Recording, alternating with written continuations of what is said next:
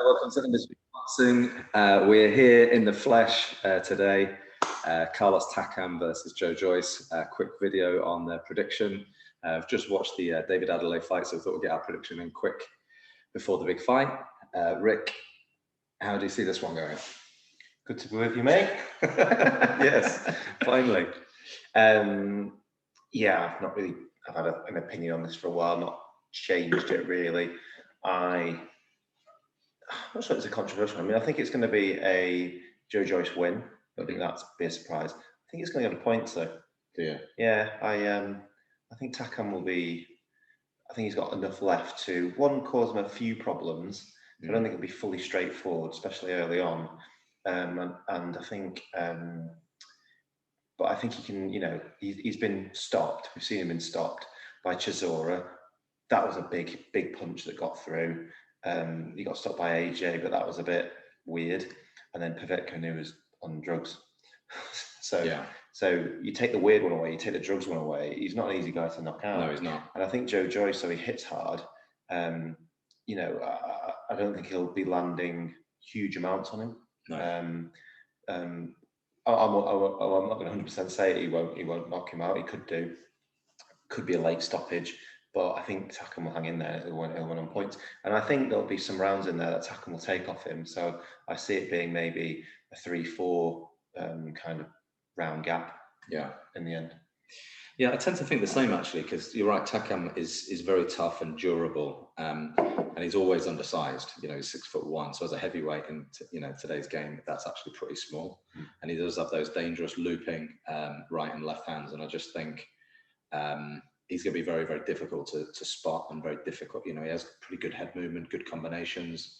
And he actually had some success against, recently watched the Povetkin fight, and against Povetkin, and that was peak Povetkin as well, which was maybe 7 or 8 years ago now. He had a lot of success there. So skills-wise, he has got a lot in the tool bag. But I think at 40, he has seen better days. I can't see him troubling Joyce in terms of wobbling him. I don't think he's got anything to kind of trouble Joyce. I think he will catch him, but he's, we all know that Joyce has got a granite chin. Yeah. I think he'll catch him a few times really heavily, and we'll be like, whoa, and he'll just take it. Yeah. So I think he just can. I mean, people might say, oh, he stopped Dubois, but it wasn't a knockout. It was a repetitive jab. Yeah. That caused damage. And again, that of course could happen again. But those stoppages are usually quite rare.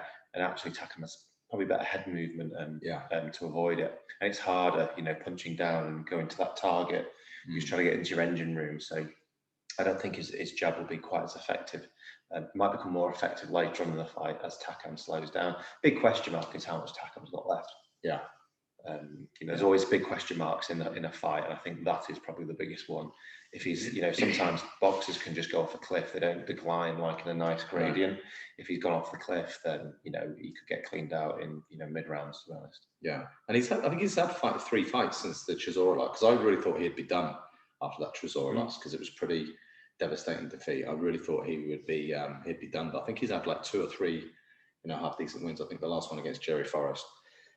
So he's on the comeback trail, and let's not forget this is WBO final eliminator. So yeah, I mean, I think it'll be. They're probably going to be. I mean, I know I heard Sam Jones saying about we expect it right away. I mean, there's no way that's going to happen right away. I mean, the Usyk WBO fight is happening in September. They'll do well to get one to get that in next year.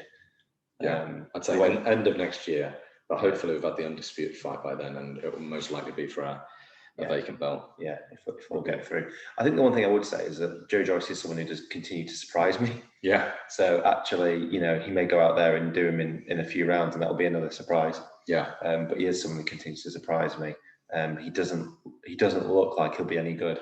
Well, not any good, but he doesn't look like he's effective as he clearly is. Yeah. And we may just see that again, and therefore we may see him grind him down and beat him up over a few rounds and finish him, in 5 or 6. But we'll see. Be interesting. We've just seen David Adelaide, haven't we? Fight a pudding. Yeah, I've got to say, I was climbing onto the David Adelaide hype train in the very early stages, but I must say I'm kind of off it now. I'm unless he's still a long way off, and I think they are putting the brakes on him a little bit, especially since the last very contentious supposed win that he had. I really didn't see much from him today. I think he's still got a long way to go.